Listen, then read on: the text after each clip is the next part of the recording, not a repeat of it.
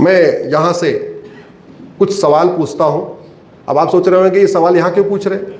इसलिए पूछ रहा हूँ कि मैं कहीं पे भी बोलूँ, कहीं सवाल पूछूँ, वीडियो हमारा सुप्रीम कोर्ट के जज तक पहुँच जाता है। जहाँ पहुँचना है वहाँ पहुँच जाता है। सवाल ये है, भारत के संविधान के किस पन्ने पे मदरसा लिखा हुआ है?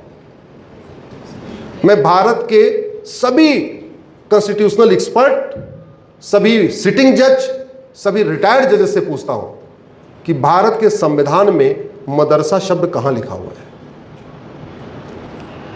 अब ज्यादातर लोग कहेंगे जी आर्टिकल 30 में लिखा हुआ है। तो आर्टिकल 30 खोल के देख लो। आर्टिकल 30 में लिखा हुआ है कि भारत में सभी लोगों को एजुकेशन इंस्टीट्यूशन खोलने का अधिकार है। मदरसा एजुकेशन इंस्टीट्यूशन नहीं होता, मदरसा दीनी तालीम सेंटर है। जो एजुकेशन इंस्टीट्यूशन खोलने के लिए परमिशन दिया है वो सेकुलर एजुकेशन इंस्टीट्यूशन खोलने के लिए परमिशन दिया है, मजहब को प्रमोट करने के लिए मदरसा खोलने की परमिशन नहीं दिया। इसलिए संविधान में अगर किसी आर्टिकल में कंफ्यूजन हो तो संविधान निर्माताओं ने कहा इसका इंटरप्रिटेशन करना है आगे पीछे पढ़ के। तो आर्टिकल 30 में जब स्कूल एजुकेशन इंस्टीट्यूशन खोलने की परमिशन दिया, उसके पहले ही आर्टिकल 27 में लिख दिया कि मजहब को प्रमोट करने के लिए, रिलीजन को प्रमोट करने के लिए सरकार 1 रुपए खर्च नहीं करेगी।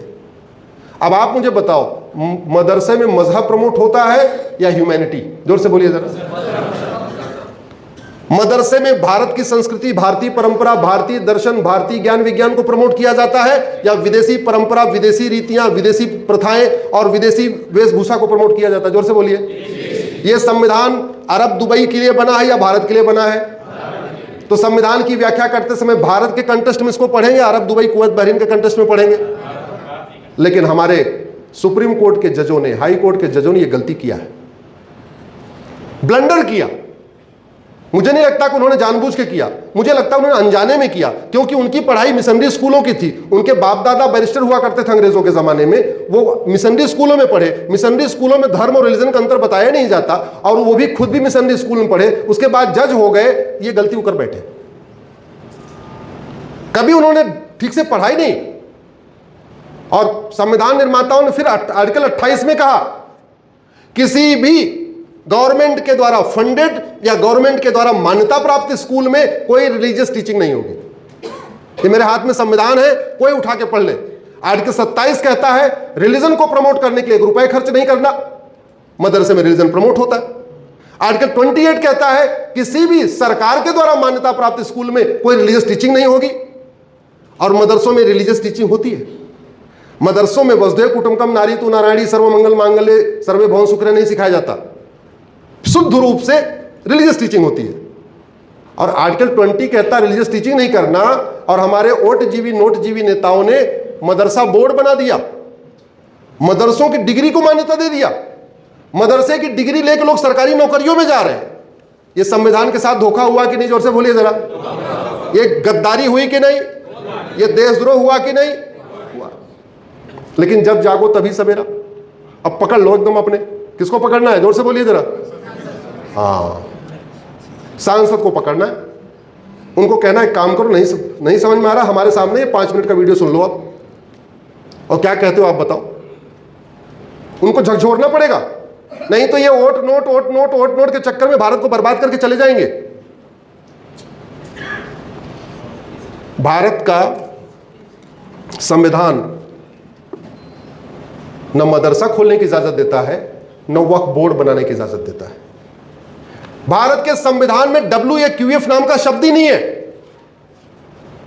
वक्फ बोर्ड, वक्फ ट्रिब्यूनल तो बाद की बात है, WAQF नाम का शब्द ही नहीं है।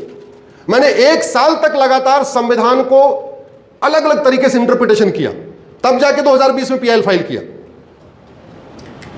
मुझे भी डर था कि मैं इतने दिन बाद PIL फाइल करने जा रहा हूं, अंग्रेजों के जमाने से वक्फ बोर्ड चल रहा है, जज साहब पता नहीं क्या क्या सवाल पूछेंगे। जज साहब जितने सवाल पूछ सकते थे सारे सवाल मैंने तैयार करके रखे थे, उसके सबके उत्तर तैयार कर रखे थे। भारत के संविधान के में काम का बंटवारा है। काम के बंटवारे में जो शब्द यूज किया गया शेड्यूल 7 के लिस्ट 3 इंटी नंबर 28 में, चैरिटी। चैरिटी को हिंदी में क्या कहेंगे? दान। इसका मतलब भारत में एक यूनिफॉर्म चैरिटी कोड होना चाहिए, हिंदी में कहेंगे समान दान संहिता होनी चाहिए। शेड्यूल 7 लिस्ट 3 में दूसरा शब्द यूज किया इंडाउमेंट, हिंदी में कहते हैं धर्मस्थल, यानी भारत में एक यूनिफॉर्म इंडाउमेंट कोड होना चाहिए, हिंदी में कहेंगे समान धर्मस्थल संहिता होनी चाहिए। और तीसरा जो शब्द यूज किया उसको कहते हैं प्रॉपर्टी, यानी भारत में एक यूनिफॉर्म प्रॉपर्टी कोड होना चाहिए। जिसको जमीन दान करना है वो हिंदू हो, जैन हो, बौद्ध हो, सिख हो, पारसी हो, ईसाई हो, एक ही जगह जाके रजिस्टर कराएगा, अलग से उसके लिए कोई बोर्ड नहीं बनेगा, अलग से कोई ट्रिब्यूनल नहीं बनेगा। यह भारत का संविधान कहता है। लेकिन संविधान की शपथ लेने वालों ने देश के साथ गद्दारी किया है, पार्लियामेंट्री जिहाद हुआ है।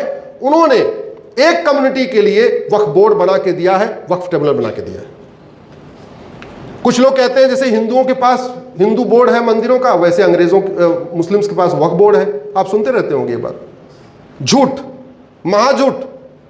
अरे हिंदुओं के पास तो बोर्ड है, वो केवल पूजा पाठ करने के लिए, कब घंटी बजेगी, कब आरती होगी, कब प्रसाद लगेगा, कब भोग लगेगा, इसके अलावा कोई पावर है क्या हिंदुओं के पास? हिंदू तो बेचारे इसलिए परेशान है, उनके 4 लाख मठ मंदिरों को सरकार ने कंट्रोल कर रखा है। कोई मस्जिद के लिए एक कानून है क्या? कोई चर्च के लिए एक कानून है क्या? मठ मंदिर करने के लिए, कंट्रोल करने के लिए 35 कानून है। दूसरा, कोर्ट मुकदमा ये सबके लिए कॉमन होता है। वक्फ जो है जमीन का मामला है, और जमीन का मुकदमा कहां चलना चाहिए सर? किसी बोर्ड में, ट्रिब्यूनल में चल सकता है क्या? सिंपली रेवेन्यू का मामला, लैंड का मामला है। वो तहसीलदार, एसडीएम जैसे अलग अलग स्टेट में कहीं चकबंदी अधिकारी बोलते हैं, कहीं कुछ अलग बोलते हैं। लेकिन जमीन का मामला है तो कहां से शुरू होगा? तहसील से शुरू होगा। अलग से बोर्ड नहीं बन सकता, अलग से ट्रिब्यूनल नहीं बन सकता। जमीन के लिए बोर्ड और ट्रिब्यूनल तो हो ही नहीं सकता। इसीलिए हमने नए वाले कानून में बदलाव हुआ, मैं उसका स्वागत करता हूं। वक्फ एक्ट बदला है, 44 बदलाव हुए, लेकिन उसमें वक्फ ट्रिब्यूनल नहीं निकाला, इसलिए हमने फिर उसको सुप्रीम कोर्ट में चैलेंज किया। फिर मैटर हमने कोर्ट में पढ़ने किया। चूंकि हम पहले कर चुके थे तो दोबारा एक व्यक्ति दो पीआईएल नहीं कर सकता, तो इस बार मैंने बेटे के नाम पे किया। निखिल, आप गूगल करिएगा निखिल उपाध्याय वक्फ बोर्ड, तो आपको डिटेल मिलेगा। अभी उसके नाम पे हमने चैलेंज किया नए वाले कानून को। कैसे हो सकता है? लोग कह रहे हैं हिंदुओं के पास बोर्ड है। अरे वक्फ बोर्ड के पास तो सर्वेयर है, वो सर्वे कर सकता है, जाके घूम घूम को देख के आ सकता है, अच्छा ये जमीन वक्फ की, ये जमीन वक्फ की, ये जमीन वक्फ की। हिंदू बोर्ड के पास अपना सर्वेयर है क्या? जोर से बोलिए जरा। काशी, मथुरा, भद्रकाली, भोजशाला, जितने भी हमारे मंदिर हैं, किसी के पास अपना कोई बोर्ड है क्या? अपना सर्वेयर है क्या जो जाके सर्वे करके देखे ये जमीन हमारी, ये जमीन हमारी है क्या? नहीं। और अगर उनकी जमीन का मुकदमा अलग ट्रिब्यूनल में चलेगा तो हिंदू के लिए भी अपना ट्रिब्यूनल होना चाहिए। फिर तो हमारा सर्वेयर जाएगा, कहेगा ये जमीन हमारी, ये जमीन हमारी, और उसका मुकदमा कहां चलना चाहिए? हिंदू ट्रिब्यूनल में चलना चाहिए। ऐसे थोड़ी हो सकता है एक में चलेगा। दूसरा, जहां जमीन है, दान अपनी जमीन की जाती है दूसरों की? पीछे वाले लगता है दूसरों की जाती है। आवाज नहीं आई इसलिए पूछ रहा हूं। जमीन अपनी की जाती है, दूसरों की? पैसा दान करना है तो अपना करेंगे, दूसरों की पॉकेट मार के? अंग दान करना है तो अपना अंग दान करेंगे, दूसरों की हत्या करके उसका अंग दान करेंगे? अपना ही करेंगे ना। अपना आंख कान जो दान करना है दान कर दो, लीवर दान करना है कर दो, दूसरों की करेंगे क्या? उसके हिसाब से चैरिटी जो शब्द है, दान जो शब्द है, उसके हिसाब से जमीन अपनी दान की जाती है। तो बाबर, हुमायूं, तुगलक, गजनी, गोरी, खिलजी, टीपू सुल्तान की कोई अपनी जमीन थी क्या? यहां पे जोर से बोलिए जरा। उन्होंने यहां मेहनत करके कोई जमीन कमाई क्या? टीपू सुल्तान 2-4 बीघे यहां अपने खरीद के गया क्या? तलवार के दम पे कब्जा किया। तो तलवार के दम पे कब्जा की हुई जमीन तो वक्फ हो ही नहीं सकती। अगर आपको एम्बुलेंस दान करना है तो अपनी कमाई से एम्बुलेंस खरीद के दान करेंगे, किसी हॉस्पिटल की एम्बुलेंस चोरी करके दान कर देंगे? क्या करेंगे? अपनी करेंगे। तो इसके हिसाब से जितने आक्रांता आए विदेश से, वो जहां से आए थे वहां तो वक्फ कर सकते थे। जो मंगोल से आया मंगोल में वक्फ कर ले, जो अरब से आया वो अरब में वक्फ कर ले, जो अफगानिस्तान से आया वहां वक्फ कर ले। भारत के अंदर वक्फ कर सकता है क्या? जोर से बोलिए। नहीं। और जब यहां के विदेशी आक्रांताओं को वक्फ का अधिकार नहीं, तो उनके नवाबों, उनके निजामों, उनके रजाकारों, उनके और जितने कार हैं, जागीरदार, जमींदार, तिमारदार, जितने भी दार हैं, उनको वक्फ का अधिकार है क्या? क्योंकि जमीन तो उनकी थी ही नहीं, तलवार के दम पे कब्जा किया था और फिर 2-2 4-4 गांव दे दिया था, भाई इधर से वसूली करके लाओ। उनको वक्फ का अधिकार कैसे हो गया? उनको हुआ नहीं। अब चलो मान लेते हैं कि भारत में जो मुस्लिम थे वो उन्होंने दान किया। 15वीं शताब्दी में भारत, पाकिस्तान, अफगानिस्तान, बांग्लादेश, मालदीव में 100% हिंदू थे। सारा कन्वर्जन शुरू हुआ बाबर के बाद, और कन्वर्ट कौन हुआ? जो जजिया नहीं दे पाया। तो जो इतना गरीब था कि जजिया नहीं दे पाया, वो कन्वर्ट होने के बाद फार्म हाउस का मालिक कैसे बन गया कि दान करने लग गया? भाई हम लोग हिंदू हैं ना, क्यों? हमारे पूर्वजों के पास जमीन थी, उन्होंने जजिया दिया, बोले भाई पैसा ले लो, जितना लेना ले लो, हम कन्वर्ट नहीं होंगे, हम बचे रह गए। हमारे भाई, हमारे ही पूर्वज जो गरीब थे, वो नाई थे, वो धोबी थे, दलित थे, जो भी थे, वो जो दान नहीं टैक्स दे पा रहे थे, वो कन्वर्ट हो गए। तो जब इतने गरीब थे कि वो कन्वर्ट हो गए, तो कन्वर्ट होने के बाद इतने प्रॉपर्टी के मालिक कैसे हो गए? वक्फ करने लग गए। सच्चर कमेटी की रिपोर्ट सुना होगा, सच्चर कमेटी के बारे में। सच्चर कमेटी कह रही है कि मुस्लिम्स की हालत दलितों से भी बदतर है। इनके पास खाने के पैसे नहीं है, खाने के लिए इनके पास रोटी कपड़ा मकान नहीं। अगर सच्चर कमेटी की बात सही मान लिया जाए, जबकि मान लेना चाहिए क्योंकि सारे नेता उसको सही मानते हैं, तो सच्चर कमेटी अगर सही कह रही है तो इसका मतलब वक्फ तो कर ही नहीं सकते। तो जमीन कौन दान करेगा? जो जमींदार होगा, जिसके पास जमीन अपनी होगी। हिंदू का दान वक्फ हो नहीं सकता। किसका दान होगा? वक्फ, जो वक्फ उस फेथ को मानता है। तो गरीब दान कर नहीं सकता, और जो अमीर है वो बता नहीं रहे कि हाँ हमारे पूर्वजों ने इतनी दान किया। इसकी जेपीसी में मैं गया था, इसकी जेपीसी बनी थी ना, तो मुझे बुलाया गया था। हमें इसलिए बुलाया गया था कि मेरी पिटीशन थी। मैंने वहां एक ही बात पूछी थी, साहब ये बताओ, इस जेपीसी में कई और भी मेंबर थे, नाम नहीं लूंगा, आपको समझ में आ रहा होगा। एक हैदराबाद के थे, बाकी और भी लोग थे।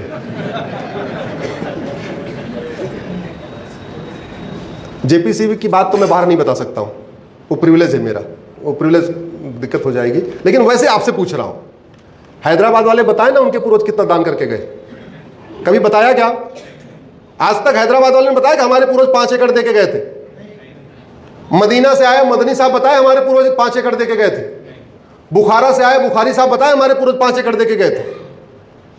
अजीज प्रेम जी ने कभी बताया कि उन्होंने कितनी जमीन दान किया?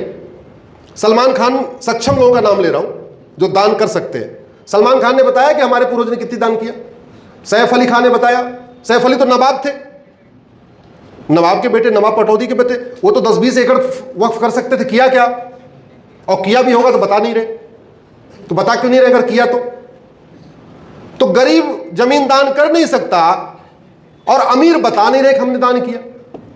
तो ये जमीन जो 50,000 एकड़ थी, ये 40 लाख एकड़ हुई कैसे? ये क्या है? ये नदियों की जमीन है, ये पहाड़ों की जमीन है, ये खेल का मैदान है, ये ऊसर जमीन है, ये जो बंजर जमीन है, ये ग्राम समाज की जमीन है, जहां शादी विवाह की रुकने के लिए जमीन छोड़ी जाती है। इधर क्या बोलते हैं मुझे को नहीं पता, हाँ वो जमीन है, ये गोचर जमीन है। सारी की सारी जमीनों पे कब्जा करते चले गए, कब्जा करते चले गए। और बेशर्मी देखिए कि जो 50,000 एकड़ जमीन मुगलों के समय में जिन्ना के कानून से हुई थी, पहले तो उसकी ऑडिट कराना चाहिए था, कागज दिखाओ। और चलो वो 50,000 मान लेते हैं कि कागज नहीं है। वैसे कागज क्यों नहीं है? हम लोग अयोध्या का केस लड़े, कागज दिखा के लड़े ना। हम लोग मथुरा का केस लड़ रहे, कागज दिखा रहे ना। हम भद्रकाली का केस लड़ रहे हैं, भोजशाला का केस लड़ रहे हैं, अटाला का केस लड़ रहे हैं, जितने भी मंदिरों का केस लड़ रहे हैं, केवल आस्था के दम पे नहीं लड़ रहे, कागज दिखा के लड़ रहे, कोर्ट में लड़ रहे। तो वो लोग कागज क्यों नहीं दिखा सकते? कायदे से तो जब देश आजाद हुआ उसी समय ये कहना था भैया 99 ईयर की लीज पूरी हो चुकी है, प्लीज छोड़ दो। और दूसरे वालों से कहना था अगर वफ्त है तो कागज दिखा दो, नहीं तो तुम्हारी जमीन सरकार की। एक और थ्योरी दी जाती है कि यहां बाबर हुमायूं गजनी गोरी का घोड़ा घास खाता था, इसलिए प्रॉपर्टी वक्फ प्रॉपर्टी हो गई। ऐसे कैसे हो जाएगा? आज जो पूरा एशिया है, यहां भगवान राम राज्य किया करते थे। भगवान राम का राज कहां तक था? वर्तमान Asia, Bharat, Pakistan, Afghanistan, Bangladesh, Maldives, Malaysia, Indonesia, Kazakhstan, Kyrgyzstan, ये सारा किसका राज्य था? भगवान श्री राम का। तो फिर तो ये सारे के सारे 25 देश किसके हो गए? जोर से बोलो जरा। अगर राजा के आधार पे हो रहा है कि ये बाबर का घर था इसलिए वक्फ प्रॉपर्टी हो गई, फिर तो जहां तक राम का राज्य था वो क्या हो गई? वो हिंदू प्रॉपर्टी हो गई हो। तो चलो राम को नहीं मानते, थोड़ा और देर से आ जाओ, आगे आ जाओ। युधिष्ठिर जी ने राजसूय यज्ञ किया था, 5,500 साल पहले की पुरानी बात है। सारे साक्ष्य हैं, साक्ष्य तो राम के भी हैं, राम सेतु वगैरह सब कुछ है ही है। तो राम का कोई पौराणिक घटना नहीं है, भगवान श्री राम एक इतिहास पुरुष है। तो महाभारत काल में फिर तो जहां जहां युधिष्ठिर ने राज किया, 5 पांडवों ने राज किया, वो जमीन किसकी होनी चाहिए? और बाद में आ जाओ, जहां जहां चंद्रगुप्त ने राज किया वो जमीन किसकी होनी चाहिए? वो भी आज के 9 देश हैं, उसमें भी तरीका यह होता है, जब सत्ता परिवर्तन होता है तो प्रॉपर्टी ट्रांसफर हो जाती है। मुगल गए तो प्रॉपर्टी किसके पास ट्रांसफर हुई? अंग्रेजों के पास। अंग्रेज गए तो प्रॉपर्टी किसको ट्रांसफर हो गई? भारत के राष्ट्रपति को। राष्ट्रपति को प्रमुख माना जाता है, तो सारी प्रॉपर्टी राष्ट्रपति की हो गई, यानी भारत की हो गई, आम जनता की हो गई, पब्लिक प्रॉपर्टी हो गई। लेकिन धोखा कैसे किया? नहीं,